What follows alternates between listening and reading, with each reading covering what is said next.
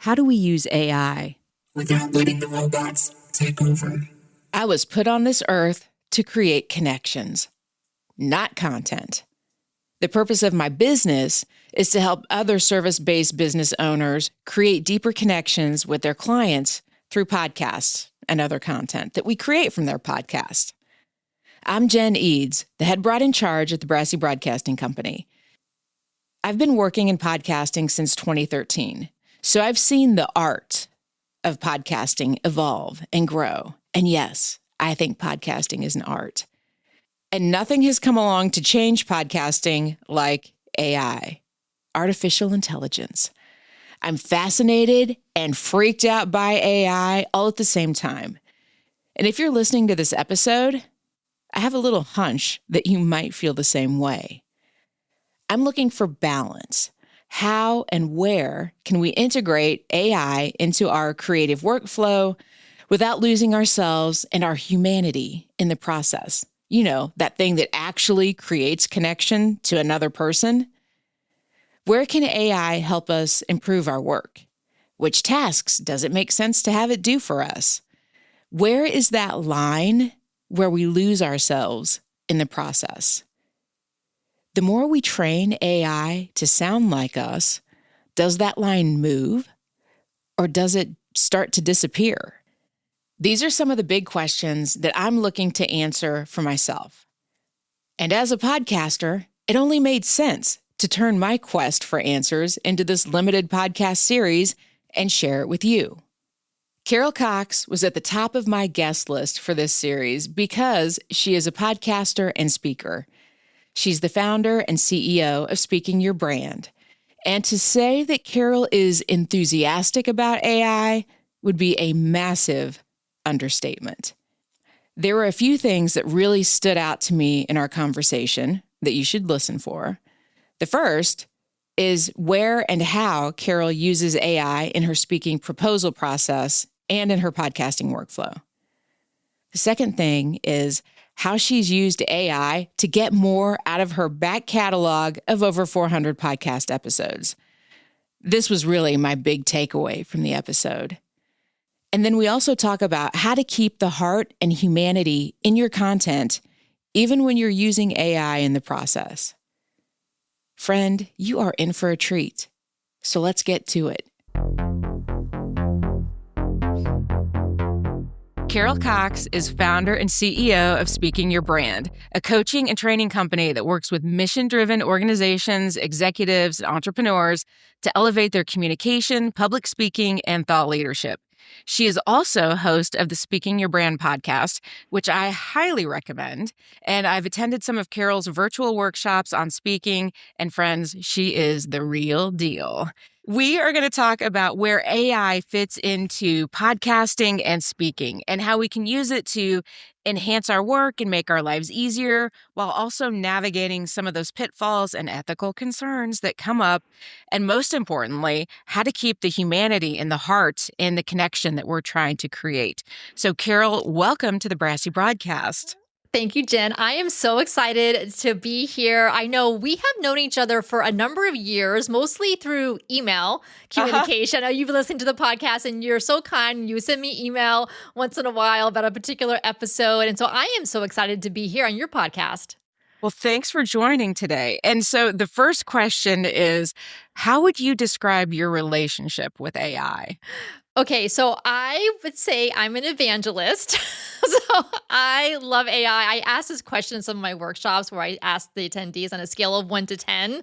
10 being, you love AI and ChatGPT, please don't ever take it away. 1 being, I hate AI, I wish it had never been invented. I'm like 100. Okay. Why is that? Okay. So first of all, I have a background as a software developer and a technology strategist. Those were the first businesses that I had when I was a baby entrepreneur, first kind of getting started 20 years ago. So I do have this technology bent. Like I've always loved technology. I see the potential in technology to make our lives better and to make more people's lives better. And so with AI in particular is that I feel like it's like this collaboration partner and a thought partner in addition to just doing tasks for us. Mm-hmm. But So, which is great because if we can offload some of those repetitive, monotonous things that we're doing, that frees us up to do the more human activities that we so often we get bogged down into the other stuff. And then we feel like, oh, I don't have time to go to that event, or I don't have time to like do that virtual coffee with that person that I haven't talked to in a while. We'll make that time by letting AI do the stuff that it's good at. Where are you using it? Particularly, I want to talk about speaking first. Where are you using it? Because I feel like in one of the workshops I attended that you did, I was shocked. I was like, oh, I never thought about AI for this application in speaking. So tell us a little bit about how you're using it. So I use it quite a bit to help me draft speaking proposals. If you've ever thought about speaking at a conference, you know that they'll have an open call for speakers and then they make you submit a proposal. So you have to have a catchy title and then you write the session description and the takeaways or the learning objectives. And I've written plenty of those over the years that I kind of just copy and paste. Like I kind of know the setup and I know what I need to do, but it's still kind of like stick a pencil in my eye kind of work, right? Where I'm just like, don't really feel like doing this. ChatGPT is excellent at it. So you can give it your outline, you can just kind of give it a topic and it will write the whole thing. And then of course you can have it like punch it up, make it more fun or make it more academic or whatever the situation may be. And I do have some tips that we can get into, Jen, a little bit later about how to make it more you. So whether it's related to your intellectual property, your frameworks, your brand voice, like you still need to put that in, but it's an excellent first draft to get you, I would say, like 85% of the way there. Have you found that what you're getting back feels still like it's coming from your voice? Like, have you trained it well enough that it's like, oh, this actually does kind of sound like me? Or is it still like, oh, this needs some work? I would say the answer is both. So now that ChatGPT has persistent memory, which means it knows you from chat thread to chat thread. When ChatGPT first came out, every chat was like it's like a baby. Like it had no idea who you were. It didn't have any context with any past conversations you had with it in different chats. And so you had to basically tell it over and over again who you were, like your mission, all that kind of stuff. Now it knows me really well because I use it so often that I don't have to prompt it anymore. And it will put something in like a speaking proposal. Like this is to make sure that women's voices get elevated or whatever it's saying. Like I didn't tell it to add this thing about women's voices, but it knows because of all the work that I've done with it and knows so much about speaking your brand. It knows to put that in. Are you using it? How are you using it then in actually creating talks? Are you pretty much outlining the talk yourself or writing it out and then asking it for feedback on that? Or what does that process look like for you? So can ChatGPT write your presentation? No.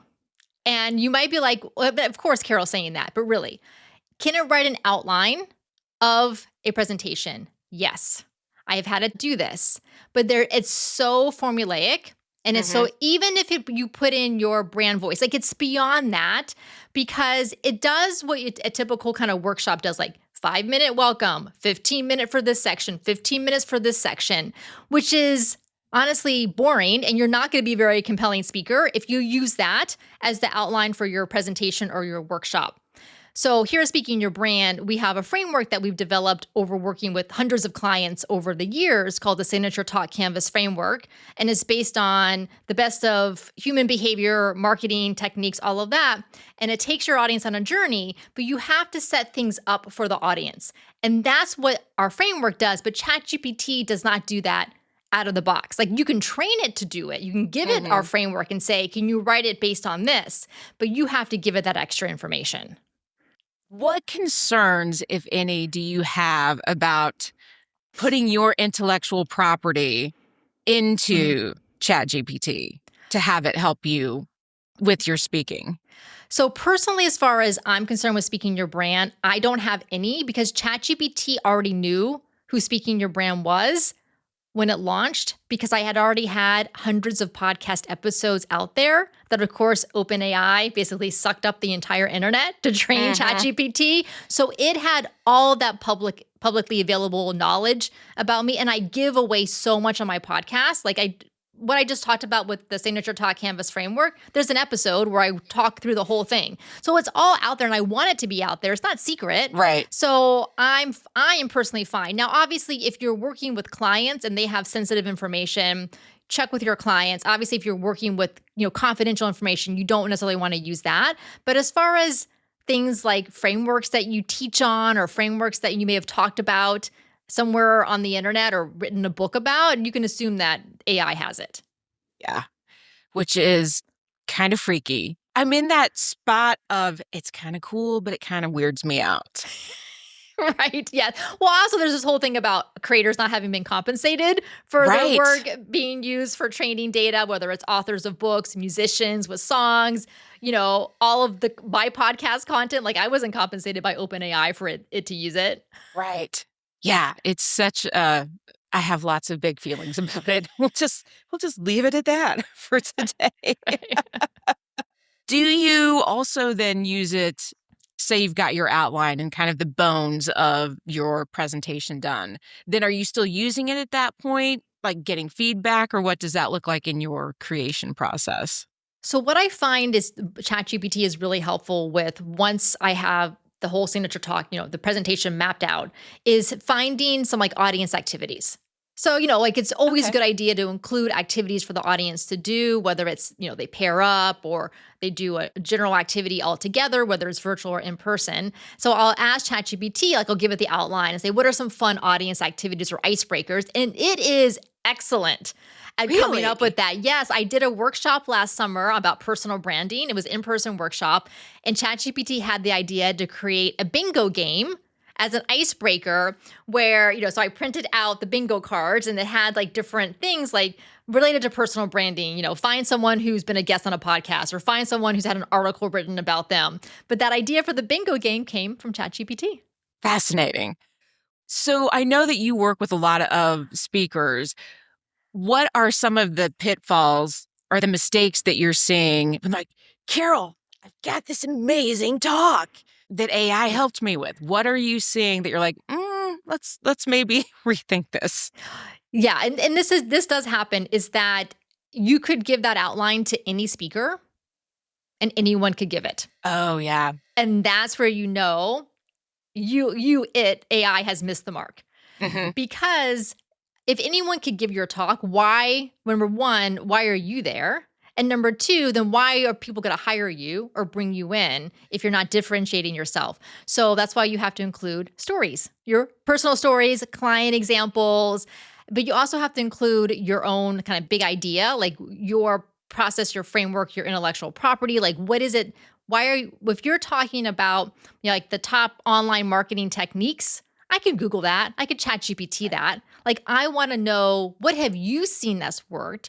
What have you tried and failed at? Like, what have you tried and has been successful and why? Right? Like, I want to know all those things. I don't want generic tips because anyone can get that information anywhere. So true. And I feel that a lot as I go and I see speakers or I hear other people, as podcast guests. It's always that weird little random thing that you're like, oh, that's my people. Right. And I feel like a lot of times that's chat or any AI really just kind of misses the boat with that. Right. Because I will say that, anytime I give a talk or any of the clients that we work with, we always make sure that they are integrating stories into what it is that they're talking about, because as humans, that's how we remember stories. And I have this keynote that I have given, and I talk about this professional experience I had in politics, local politics, way back in the early part of my career, where I had a lot of confidence and then I was bullied. And so, because I was a woman with a very public presence and a public voice, and I lost my voice for many years after that because of that bullying experience. So I go through and tell the whole story. And then I'll say to the audience, like, you probably have never had an experience, in local politics like I did. If you did, please come talk to me. Right. But you probably have had a time where you have lost your voice because something happened, whether it was someone else or some limiting belief, and what happens after that. Now, what I've just done is created a sense of trust between me and the audience by sharing a vulnerable story, a sense of failure. Like, that's not how I wanted that story to turn out. I'd even say, like, even though I was like this, I thought of myself as like this, very confident feminist. It didn't work out that way in the real world. Like I didn't feel like I had the support system to navigate that challenge. ChatGPT can't come up with that. Right. But that's what makes you a compelling speaker, not because you had 10 things in your outline that you're going to teach to the people in the audience. For me, it is all about the stories. Do you feel like if we are using any sort of chat, especially like the generative AI in our talks, is that something that you disclose? Like, how do you navigate that? So if I say like that personal brand bingo game that I mentioned that ChatGPT had came up with, I did not share with the workshop attendees that, by the way, this bingo card I came from Chat. I mean, they wouldn't have cared, right? Like Right. I still went into Canva, right? I created all the little bingo things and so I still did a lot of the work. It just had come up with the initial idea. Now, if you are using something to create images, like for your slides, generative AI images, then I usually will put at the bottom of the slide, like image created by, an AI image generator, and I'll say which one I use, just because I feel like it's good practice to put that in, just like I would give credit if I was using a stock photo that I had purchased. So that's how I would do that. Good to know. Yeah. I mean, I just feel like there's so much coming up and we're just kind of at the beginning of all of this.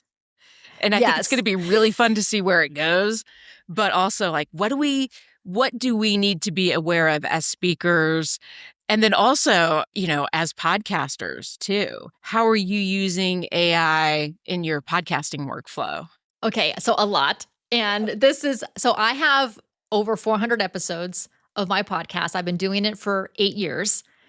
I have gotten down the whole process, right, of outlining an episode, recording it, writing the show notes, figuring out the title, right, all that kind of stuff. Like I know that process. So now I will take the transcript of the episode, whether it's me and a guest or just a solo episode, and I'll give it to ChatGPT and I'll have it draft the show notes and come up with the titles because it's really good at SEO optimized titles, better than me. At finding those, like what are people searching on? How are they going to find this episode? The show notes are pretty good. At least now, are they exactly the way I would write them? No, but it has just saved me at least 30 minutes on writing them. And then, so yes, I do use ChatGPT for that. And but I will it will come back and I'll be like, I don't really like the way you worded that, or that's a little bit too long, or I don't like the way that you started off the show notes. So I'll change those things. I don't just copy paste without reviewing it, but it does save me a lot of time because again, to free me up for having conversations with people, right? Going to events, because I don't want to be stuck behind the computer just doing those same tasks over and over again. Do you have any favorite AI tools? What have you actually invested in? You're like, oh my gosh, that was so worth the money. So ChatGPT for sure. Like I use that all of the time. For video editing, I use Descript, which I know that Jen, you're familiar with because it's like editing in a Google Doc, but for video or audio. So that is great. That makes it much easier. I also use Opus Clip for creating shorts. So I'll take a podcast episode video. So this is for video. I'll take a video and then it will find, say, 60-second or 90-second clips that the AI thinks are the most watchable, right? Like it thinks are good. And then I can go and so edit that and it puts the captions on. So it makes it good for YouTube shorts and those kinds of things. And then the other thing that I am starting to build is what's called a RAG. So AI companies are awful at coming up with words for anything related to AI. So you're like, GPT 4.0 is like the new model, right? Whatever. So RAG stands for Retrieval Augmented Generation. Don't worry about it. It's a knowledge base. Okay. So I've taken all of my podcast transcripts. I fed it into this knowledge base. It then kind of creates the neural network for it. And so then what happens if I ask a question of it, instead of ChatGPT just spitting out some type of generic answer like how much should I charge to speak or how do I reduce nerves before a speaking engagement, it's looking at my knowledge base first, so all of my podcast transcripts, and generating the answer based on that, but still as good of a writing style as ChatGPT, because ChatGPT is kind of like the engine that's writing it, but it's looking at my content in order to get the answer. So for those of you who are listening, if you go to the podcast page on my website, so speakingyourbrand.com/podcast, there's a way that you can ask a question of this system, like ask, what should I charge to speak? Or how do I create my signature talk? And it will give you back an answer based on my podcast content. Okay, that is really cool. That's one of the coolest use cases that I've heard. Yes, it is actually pretty easy, relatively easy to put it together. There's some different tools that I have used. So that is one thing. Now, the second thing, Jen, we'll see how, I actually want to know how you feel about this. And I would love for listeners to let me know. So actually, just recently, I went into 11 Labs, which is the service that creates AI voices. Mm-hmm. I gave it about 4.5 hours of my podcast audio, of me talking on my podcast. So very high quality audio, good microphone, very clean and all that. It has now professionally cloned my voice. I would say it's like 90% of the way there. Scarily accurate. Inflections on words that I use, all of that kind of stuff. And so I also then gave it this knowledge base of my podcast content. And again, on the Speaking Your Brand website, there's now a little button where it says, Ask AI Carol, and you can have a voice conversation with me, my voice clone, about everything we do at Speaking Your Brand and all of my content. Wow. So my mind is blown because it's cool. And the whole voice cloning thing kind of freaks me out. Right? I'm like, I just don't, I'm not there with it. Like I see the applications like that, incredibly cool. And I'm just like, I don't know. Did you have any concerns about that? So yes, so there are lots of AI services out there. I tend to stick with the big ones because I feel like their terms of service and their privacy policies, they're going to adhere to them better because there's more eyeballs on them, right? Like there's more users and customers to make sure they're doing the right thing. Don't just go like find some fly-by-night, software company because you don't know what they're going to do with your data, all that kind of stuff. So I always look at the terms of service, and some of them, some services I found have said we can use your voice clone or whatever for our own marketing and promotion purposes. And I'm like, no. Mm-hmm. You can use my stuff to train your models, to make your models better. That's fine, but not to go have my voice on your Instagram reel. Like that's not That right? would freak me out. Right? I don't feel like that's right if I'm paying for the service. Like, no. So 11 Labs is good. Like they're not going to go use my voice for any of their own stuff. My voice is private. No one else can get access to it unless I give someone access to use it. So I feel okay about that. Also, my voice is out there. Yeah. I have hundreds of podcast episodes. So if someone wanted to clone my voice, they could. I mean, I'm not famous enough for them to care, but they could.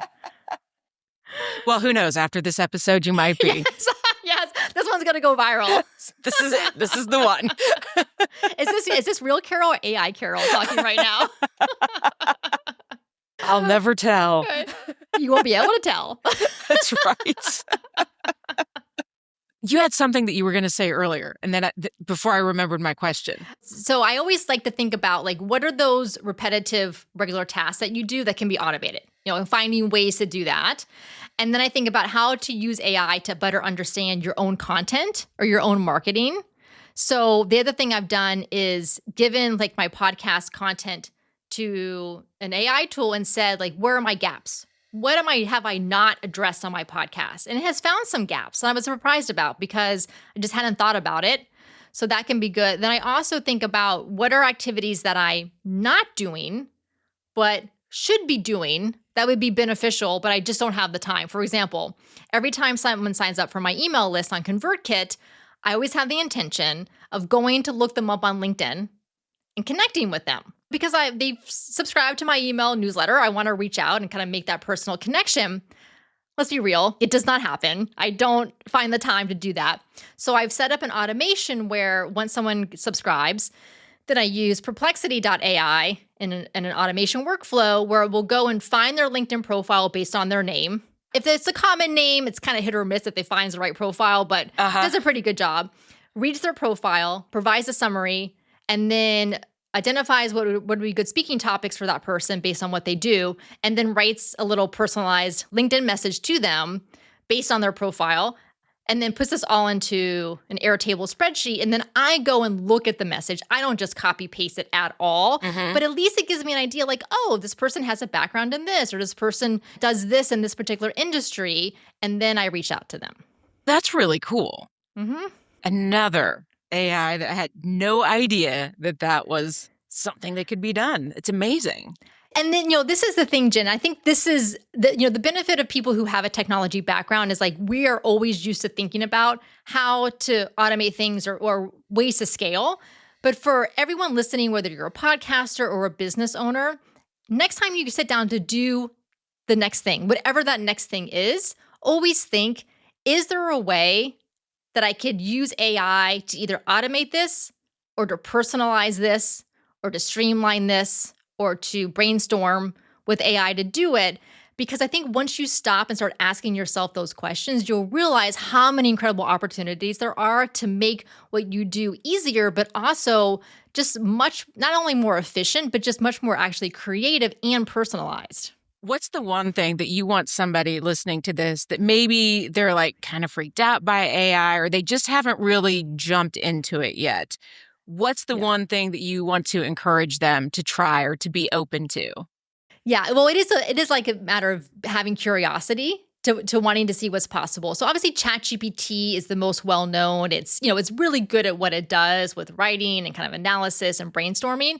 So I kind of like to think of something that you're not good at and go and ask AI to help you with it. So I'm not an artist. I cannot draw. I can barely draw a stick figure, not my thing. But obviously these AI image generators do a really good job. So I'll describe something, like, can you create an image that, this, and this?